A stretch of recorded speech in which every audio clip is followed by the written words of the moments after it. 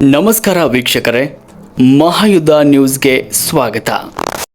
ಅಥಣಿ ತಾಲೂಕಿನ ಪ್ರವಾಸಿ ನಿರೀಕ್ಷಣಾ ಮಂದಿರಕ್ಕೆ ಸಾರ್ವಜನಿಕ ಅಹವಾಲು ಆಲಿಸಲು ಆಗಮಿಸಿದ್ದ ಲೋಕೋಪಯೋಗಿ ಹಾಗೂ ಬೆಳಗಾವಿ ಜಿಲ್ಲಾ ಉಸ್ತುವಾರಿ ಸಚಿವ ಸತೀಶ್ ಜಾರಕಿಹೊಳಿ ಅವರಿಗೆ ಕರ್ನಾಟಕ ಪೊಲೀಸ್ ಕಲ್ಯಾಣ ಅಭಿವೃದ್ಧಿ ಸಂಸ್ಥೆ ಅಥಣಿ ತಾಲೂಕು ಘಟಕ ಹಾಗೂ ಸಾರ್ವಜನಿಕರ ವತಿಯಿಂದ ಸತ್ಕರಿಸಿ ವಿವಿಧ ಪ್ರಮುಖ ಬೇಡಿಕೆಗಳ ಮನವಿ ಪತ್ರವನ್ನು ಸಲ್ಲಿಸಲಾಯಿತು.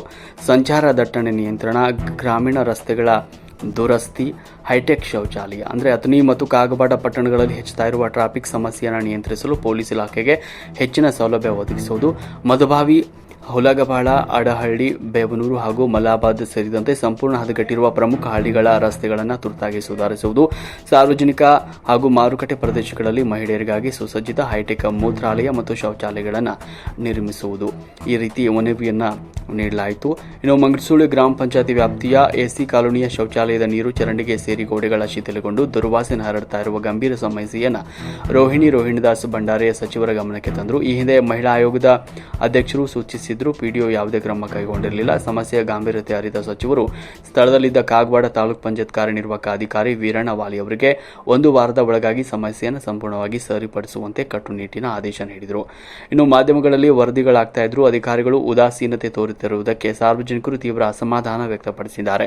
ಗ್ರಾಮ ಪಂಚಾಯತಿಯಿಂದ ಹಿಡಿದು ರಾಷ್ಟ್ರಪತಿಗಳವರೆಗೂ ಇಷ್ಟೊಂದು ಬೃಹತ್ ಆಡಳಿತ ವ್ಯವಸ್ಥೆ ಇದ್ರೂ ಸಾಮಾನ್ಯ ಜನರ ಮೂಲಭೂತ ಸಮಸ್ಯೆಗಳಿಗೆ ನ್ಯಾಯ ಸಿಗ್ತಾ ಇದೆಯೇ ಅಥವಾ ಅಧಿಕಾರಿಗಳು ಹಳೆಯ ಯಥಾಸ್ಥಿತಿಯನ್ನೇ ಮುಂದುವರಿಸುತ್ತಾರೆಯೇ ಎಂದು ಸಾರ್ವಜನಿಕರು ಪ್ರಶ್ನೆ ಮಾಡಿದ್ದಾರೆ. ಅಧಿಕಾರಿಗಳು ಇನ್ನಾದರೂ ಎಚ್ಚೆತ್ತುಕೊಂಡು ಕಾಲಮಿತಿಯಲ್ಲಿ ನ್ಯಾಯ ಒದಗಿಸಬೇಕು ಅಂತ ಒತ್ತಾಯಿಸಿದ್ದಾರೆ. ಈ ಸಂದರ್ಭದಲ್ಲಿ ಸಂಸ್ಥೆಯ ಪ್ರಮುಖರಾದ ಪ್ರವೀಣ್ ನಾಯ್ಕ್, ಶರಣಪ್ಪ ಶಿಂದೆ, ಅನಿಲ್ ಬಾಮನೆ, ಎಂ ಶರ್ಮಾ, ಶಿವನ್ ನಾವಿ, ಕವಿತಾ ಭೋಸ್ಲೆ ಸೇರಿದಂತೆ ಹಲವು ಮುಖಂಡರು ಉಪಸ್ಥಿತರಿದ್ದರು. ವರದಿ ಮಹೇಶ್ ಶರ್ಮಾ, ಮಹಾಯುದ್ಧ ನ್ಯೂಸ್, ಅಥಣಿ.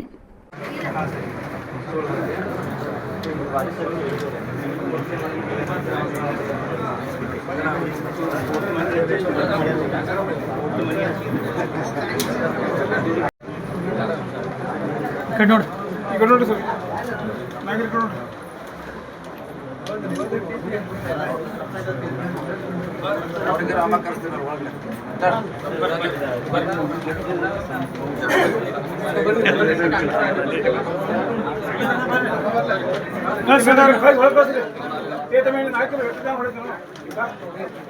ಆಧಾರ್ ನೋಡ್ರಿ, ಆಧಾರ್ ನೋಡ್ರಿ.